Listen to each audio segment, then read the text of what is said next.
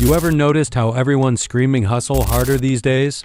Wake up at 4 a.m., grind till you drop, no pain, no gain. Sound familiar? Yeah, I believed it too. Until I hit a wall so hard, it knocked the motivation right out of me. And that's when I realized, most of what we're taught about motivation is dead wrong. In fact, it's setting you up to fail. Let me explain.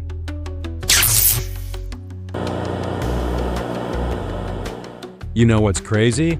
We're living in the most motivated generation ever. And yet people are burning out faster than ever before. There's this huge disconnect no one's talking about. Let me tell you about my friend Alex. And hey, this might sound familiar. Alex was the ultimate hustler. Up at 5 a.m., cold showers, sleep is for the weak mentality. For months, he was crushing it. Then one Tuesday, he just couldn't get out of bed. Not lazy. His body literally shut down. And here's the scary part. He thought it was his fault, that he wasn't strong enough. That's the trap. We've been sold this idea that if you just want it badly enough, if you're just disciplined enough, you can push through anything. But here's what they don't tell you. Your willpower isn't some bottomless well. It's more like a phone battery. Use it constantly without recharging. And eventually you're going to hit 1% at the worst possible moment. I learned this the hard way when I was building my first business. I'd work 16-hour days, skip meals, cancel plans, all because I bought into that no days off hype. And yeah, short term, results came fast, but then the headaches started. Then the insomnia. Then I realized I hadn't genuinely laughed in like 3 months. That's when it hit me. This isn't sustainable success. It's glorified self-destruction. The real kicker? The people selling us this hustle 24/7 stream often aren't even living it themselves. They've got teams, they've got systems, they take vacations. But they'll look you dead in the eye and tell you to grind harder while they're posting from a beach in Bali. It's like being told to run a marathon while someone else rides a bike beside you saying, just push through. And social media. Don't even get me started. You're seeing everyone's highlight reels while you're living your behind-the-scenes life. That entrepreneur posting their 5 a.m. routine? They're not showing you the 3 p.m. crash where they can barely keep their eyes open. That fitness influencer doing 2-a-day workouts? They're not posting about the injuries they're working through. Here's the uncomfortable truth nobody's admitting. We didn't fail motivation. Motivation failed us. It's not you being lazy. It's not you lacking willpower. The whole system's rigged, and once you see it, you can't unsee it. Part 1. The motivation industrial complex. Think about it. Who actually benefits from you believing you need to stay motivated 24/7? The influencers selling you get pumped content. The corporations wanting you on call 80 hours a week. The gyms charging $200 a month for guilt trip workouts. They've turned self-improvement into a never-ending treadmill. You're not supposed to feel enough, because if you did, you'd stop consuming the fix. Part 2. Biology versus hustle culture. Your brain isn't broken, it's exhausted. Willpower isn't some magical muscle, it's literal glucose. Every time you push through, your prefrontal cortex, the decision maker, starts starving. Your stress hormones spike like you're running from a lion. Your creativity flatlines. We're treating our minds like iPhones from 2008, constantly draining the battery, then blaming ourselves when it dies by 2 p.m. It's like if Naruto trained like Rock Lee, but forgot Lee literally passes out after using his techniques. We see the epic moments, not the hospital visits. Social media is the same. You're comparing your behind the scenes to everyone's highlight reel. They've turned self-improvement into a never-ending treadmill. You're not supposed to feel enough, because if you did, you'd stop consuming the fix.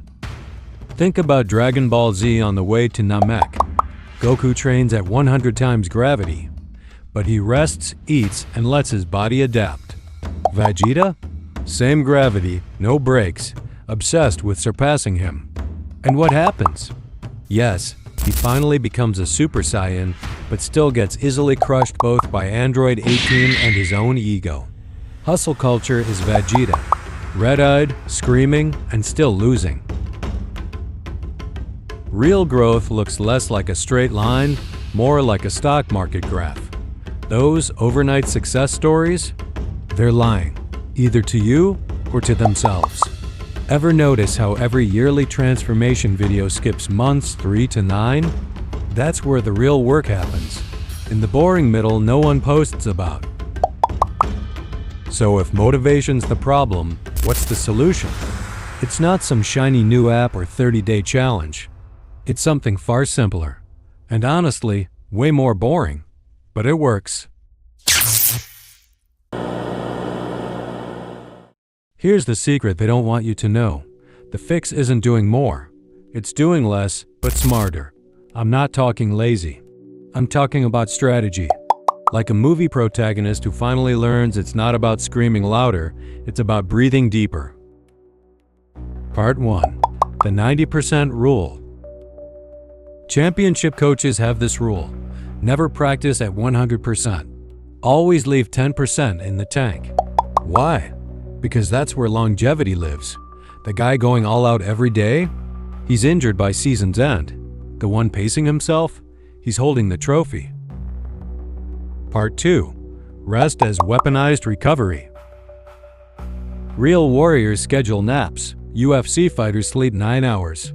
Navy SEALs prioritize strategic relaxation. Meanwhile, you feel guilty for taking a lunch break? We've got it backwards. Rest isn't stealing from productivity. It's compound interest for your energy. Part 3. The motivation flywheel.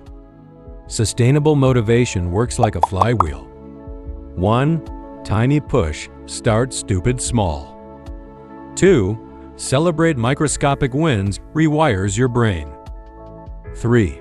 Momentum builds naturally. Most people try to crank it to max speed immediately, then wonder why they burn out by Wednesday. Part 4. Environmental design over willpower. You think monks have God-tier willpower? No. They remove temptation. Want to write more? Leave your laptop open. Want to train daily? Sleep in your gym clothes. Stop relying on motivation. Build habits that don't require heroic effort. Part 5. The permission slip. Say it with me. It's okay that I'm human. The most liberating phrase in personal development. You're allowed to have off days, to need rest, to progress slowly. The people who matter won't judge you, and the ones who do, they're probably miserable anyway. For 1 week, I dare you to try the lazy approach. Work at 90% capacity. Schedule real breaks, no guilt. Track energy, not just output.